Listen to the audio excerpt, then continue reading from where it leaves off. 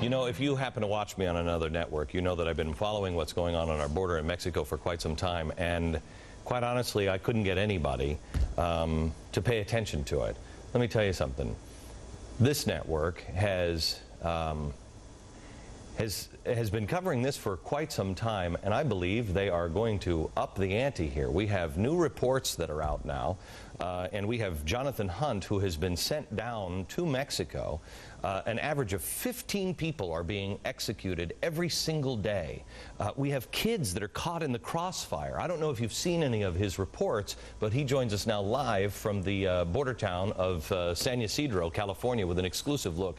Jonathan, thank you for being there, sir. And tell me, what's going on? How bad is it? Thanks, Glenn. And yeah, if you look at the headline facts and figures, it is very bad indeed.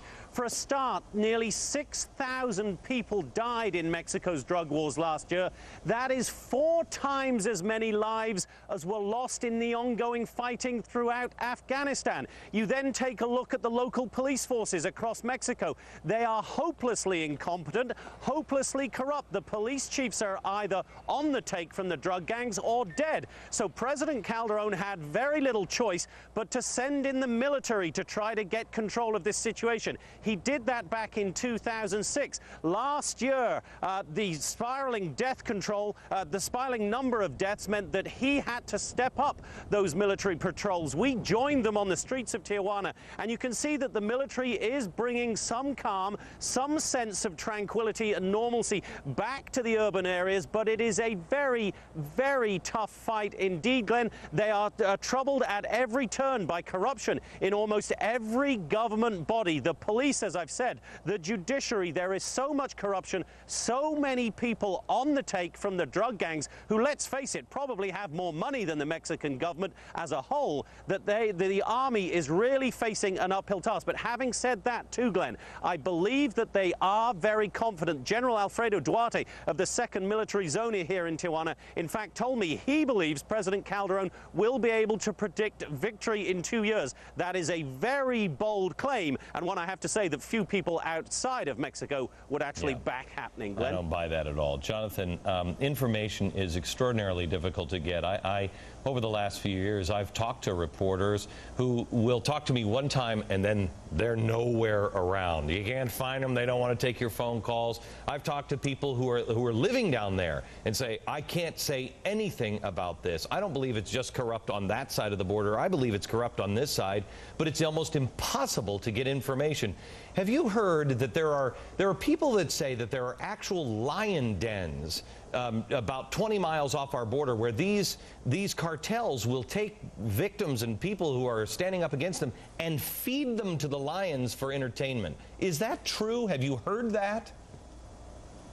I have not personally heard those sort of claims, but there is absolutely no doubt, Glenn, that when you're dealing with the drug cartels, you are dealing with some of the most brutal terrorists, I guess is the best word for them, on earth. They behead victims. They leave the bodies and the heads on the steps of government buildings as warnings. They leave the heads outside local police stations. Just a couple of weeks ago, for instance, they shot up the offices of Televisa, one of the biggest of the Mexican broadcasters, as a warning to them, do not cover the drug wars. So clearly, anybody, a journalist, a civilian, anybody who they feel is against them is a target for their brutality. Thank you very much, Jonathan. I appreciate it. America, I'm telling you, just something inside of me, my gut tells me, this is the key to our future. This is the key of really dark stuff if we don't pay attention to it.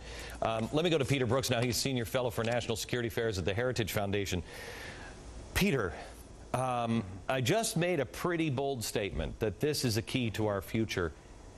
With Mexico being the 12th largest economy, the 3rd largest supplier for oil to the United States, and there's another one that is gigantic. I can't remember what the second, what was that one, Joe? What was it? Oh, and the 2nd biggest trading partner in the country. That thing falls apart and melts down. That's not good Not at all. 110 million people. You know, some people are being apocalyptic and talking about narco state, failed state, along a 2,000-mile border with the United States. I mean, this is very, very serious, Glenn. It's very important that Congress and the new White House look at this situation. We've got a house next door that's smoking. It's on fire, and we need to do something about it. Otherwise, we can have the same sort of problem. I mean, you're sitting here in America. This is really the way to understand it. You're in your neighborhood. You got a nice neighborhood. You know, things have been a little shaky, et cetera, and you're worried about your home values because, you know, the economy's getting a little shaky. You have a drug cartel come in and set up a crack house with all the murder and mayhem in your neighborhood. What do you think happens to your house? It's only a matter of time. But what do we do, Peter? What should we be doing right now? Well, we already have something. The Bush administration put in place the Merida Initiative, which was a law enforcement initiative for Mexico, the Caribbean, as well as Central America. Peter. We need to give more funding to that. Peter, we you're need to crazy. Get these. We're the ones who created the what do you call it? The gang. I can't remember the name of the gang. The Zetas. We're the ones who trained those killers. We trained them to be on the side, and then all of a sudden the drug cartels say, you know what, we'll pay a little bit better than the Mexican government. We've given them all of the eavesdropping and all of this equipment. You really believe that the Mexican army is not going to, that they're going to win this war? No, I think that's the problem. The Mexicans can't do it by themselves. We need joint cooperation with the Mexicans. You know, another problem, we have this large appetite for drugs in the United States, and also gangs up here are sending weapons south. I mean, we got to work together on this. Like I said, you're right. Like I said before, this is a neighborhood problem. We can't just rely on the Mexicans to do this. We need to help them with intelligence. We need to help them with law enforcement. But the Mexicans got to deal with the corruption and other things. I mean, they got to take the lead, but we got to help them. We're in this boat together. Okay, thank you very much, Peter. I appreciate it. Anybody who thought Mex-America-Canada could never happen, it was crazy talk. You watch your step. You watch your step.